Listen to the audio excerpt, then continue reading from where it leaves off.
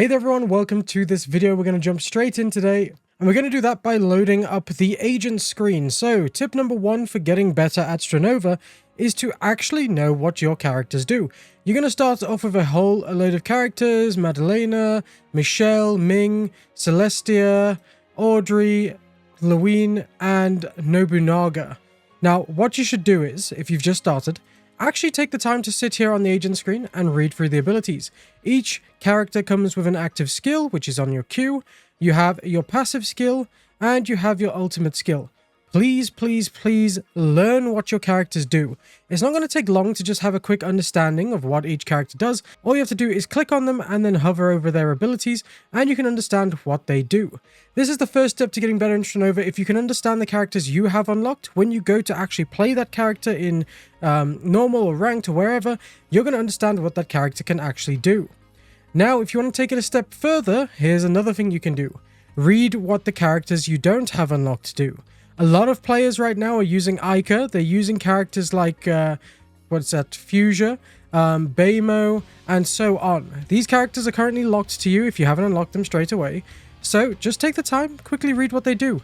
A lot of people lose to Ica because they don't understand what her ultimate does, and the game will tell you that she has her ultimate if she does. And if you just read what it does, summons up to 3 firestorms per round, force gliding, and dealing burn damage to enemies in range, consuming 100 heat, blah blah blah blah blah blah. So basically, just take the time to read what other characters do if you don't have them unlocked. It's also a good way to understand what a character does, and then you can probably unlock that character if you like the sound of it. Now, another way to actually get better at Strinova pretty quickly is to try out the weapons. Every character has a different weapon. As you can see here, we're on Fragrance. Fragrance uses the weapon called Blossom. But if we go to Audrey, for example, you can see that she uses the weapon Champion. And then, for example, here, Yvette uses an SMG as well, so it's not just a straight-up assault rifle. A character like Kokona will use a sniper rifle. So you kind of understand that different weapons can't be changed on different characters, so that character is locked to that specific weapon. So you cannot use Kokona with an assault rifle or an SMG. You are literally stuck to using the sniper rifle as your first weapon. So please, please, please make sure you're picking a character based on the weapons you're actually used to. And if you can't snipe, then I guess kind of don't. That's also a great way to improve. Now, if you do want to get better with the weapons and you kind of want to play around with the characters to see how they work, you can click on play up here. Then go to the bottom left and click training. Here you can enter the range, your beginner tutorial, demolition tutorial, team arena tutorial. I recommend the range because this is just one of the best places. You then load up and you can select any character even if you don't have them unlocked. For example, I don't have Ica, but here we go. We can select Ica and it's not an issue. The game will then just do a quick load as usual, and then you'll be dropped in straight away. So once you're in, you can then play with that character. You can test out abilities. As you can see there, learning how to use these abilities is honestly a great way to go. Even using the weapons as well. It's just so insane getting the ability to do this. While you're in the range, another great tip is to actually learn how the smoke grenades and the other utility work. So for example, you have the interceptor, the tattletale, the healing grenade, smoke bombs, slowing grenades, windstorm grenades, flashbangs, and frag grenades. Obviously, some of these are a bit self-explanatory, and if you've ever played a game, you know what some of them do. But the other ones are kind of not self-explanatory, and you actually have to test them out. So come to the range, test out the grenades, learn how to use them, and you'll be a lot better than someone who hasn't actually done that. I do actually have a grenade video, so feel free to go and check that out. Go and learn some tips over there, and hopefully you'll increase your knowledge and game skill through that. Alright, once you're here as well, if you press escape and go to your settings at the top here, you'll see a tab called Crosshair. A lot of you didn't know how to get to that, and that's understandable. Now, this is where you can change your crosshair in the game. Getting a crosshair that works for you and kind of goes to the standard of like what most pro players would use in other games is a good starting point to finding the best crosshair for you. I also, again, have a video on crosshairs, so just go and check that out. I'm not going to waste your time here by going through that information again. I will give you a quick TLDR, though, that you can change all the settings in this menu and make the perfect crosshair. And as you can see there, you can even change the color too. So doing this to find a crosshair that you're comfortable with and can aim easily with is going to be the best thing you can do to also improve your game. Now, while we're in the settings tab, we might as well go over to controls. Now, this is a very interesting one because a lot of players might have different preferences. So as you can see, I have auto sprint on. I actually just prefer that on. My preference is to keep it on just because I like to run around. And if I do need to stop running, I'm just going to press shift anyway to be more accurate, so I can aim with the shoulder aim rather than aim down sight. Now, one thing I've changed, and I recommend all other players do this, you can see here that I've changed sidestep and glide to one of my mouse bindings. To do this, all you have to do is click there and then enter the shortcut, and you can do that. If you have extra buttons on your mouse, please do this, especially if it's on your like thumb button, because you will be able to sidestep and glide much easily. As you can see here in combat, I can go blasting, sidestep, blasting, and just literally have a better time if I'm in combat because I have access to that so easily because it's on my thumb. Now, another thing that I also would mention is to actually change this. I believe it's on toggle at the start of the game, but if it's not, then make sure it's on hold regardless. Anyway, being able to hold for glide and hold to sidestep is honestly just so much better control than toggling, especially with a glide, because it feels more like you have control of your character rather than being stuck and having to toggle. It's just awkward doing it that way, but if you're holding with your thumb, it just feels so much more casual and relaxed and easier to do. Another thing that some players will also change is to have auto jump on wall stick. I do have this on. You don't always want it on though, because obviously you want to kind of like hide underneath a ledge. And if you go too close to the top, you will just pop out. So changing this is based on preference. I have it on, but you can have it off if you want preference there, because you can just obviously jump off the wall stick, but it is there as an option. Now, with glide wall stick, I will recommend having this on all the time. So what this does is when you go to stick on a wall, you can glide into it and you stick. As you can see there, no available wall cannot wall stick. That's fine in this example, but if that was a wall we could wall stick to, we would be able to just because we glided into it. I really like that, and I think based on movement, getting around the map, that is a fantastic option to have. So make sure glide wall stick is on. Now, another tip to actually recommend, as you can see here, is learning the controls of communication. If you're playing ranked, the best way for you to actually increase your rank is to communicate with your teammates. I'm so annoyed in games like this where people don't talk in ranked. I'm actually guilty of it in Strinova, to be fair though, but you know, that's why I've changed my settings here so I actually know, and I've got my mouse bindings. So what you can see here is the ping wheel. This is a major if you don't have a mic or just don't want to talk and you know, you're a bit nervous. I know, I get it. But like, there's a whole bunch of reasons why you might not want to talk, and you can use the ping wheel instead. So knowing to hold Z to open the ping wheel, what I would recommend though is either putting danger or alert on, just to say that the enemies are here. So I have that as a mouse binding, so I just spam that. For example, if there's an enemy there, I can just spam that and tell my team that there are enemies coming up. You can only spam it a limited amount of times though, so just be aware of that. But it's a great way to have that. Next, you're going to see room voice and team voice chat. Rooms are the little party that you put together, and team voice chat is when you're in teams. So make sure this is on a binding where you can actually communicate with your team, just like I'm holding it there and doing so. Making sure that you can actually communicate with your team in ranked is essential if you want to win. You can call out how many players there are. You can call out what skills they're using on you. You can call out if you're down or if anyone else is down. Being able to communicate, honestly, guys, is key to winning ranked. If you're struggling to rank up, I guarantee you are not talking to your teammates and communicating. And if you are, you're just getting unlucky because you're getting a teammate that probably swears at you or whatever else, but he'll probably get banned for being a bit of a knobhead. But either way, yeah, make sure you communicate. That is such an important one. Now, when it comes to the combat settings, this is another thing you should change. I like to have shoulder fire mode on hold and keep that on shift. I haven't changed that, so that's okay. But having it on hold is great.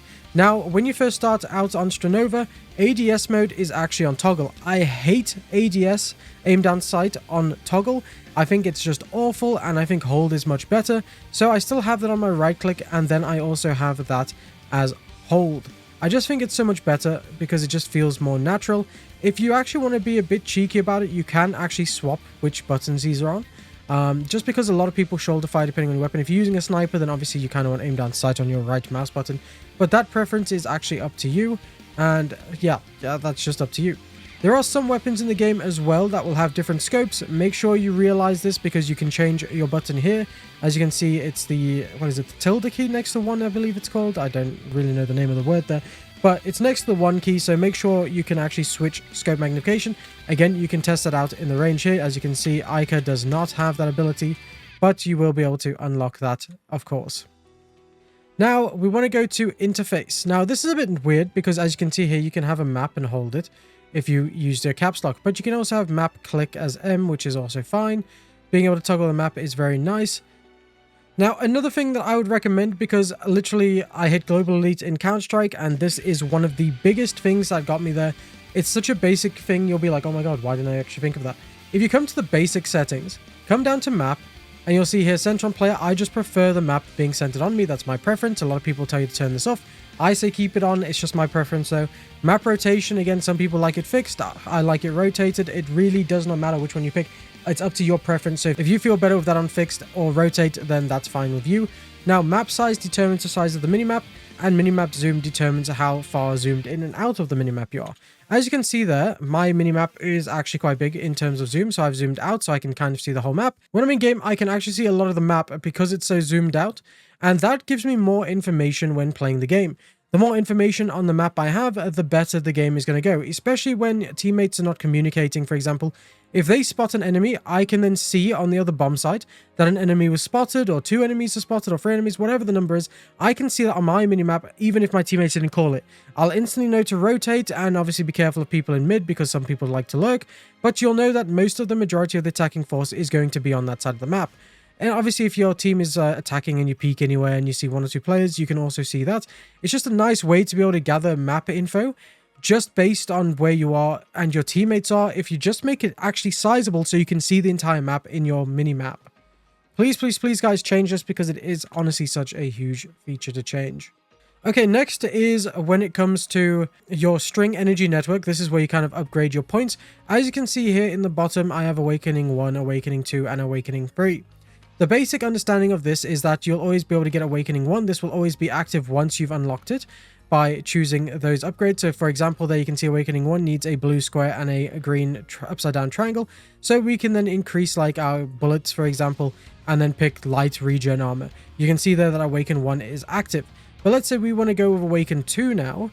We can then pick that and we can unlock that with those upgrades. But then we need 1 more yellow for Awaken 3. Now here's the kick. You can unlock that, but look, it doesn't actually activate. You need to pick between Awakening 2 and Awakening 3. So kind of looking at builds online to see which one is better, or just from your own preference of playing the character, you're going to have to decide between Awakening 2 and Awakening 3. Now I see a lot of players making the mistake of just buying upgrades because it sounds good, not actually focusing down on one of these awakenings. The quicker you get an awakening, the more powerful your character is going to be. So if you know that Awakening 2 is better than Awakening 3, just focus on upgrading Awakening 2 first. Get those upgrades, that will get you there. And obviously Awakening 1 will just unlock by unlocking the stuff for Awakening 2 or 3. Focusing that down is a brilliant way to go.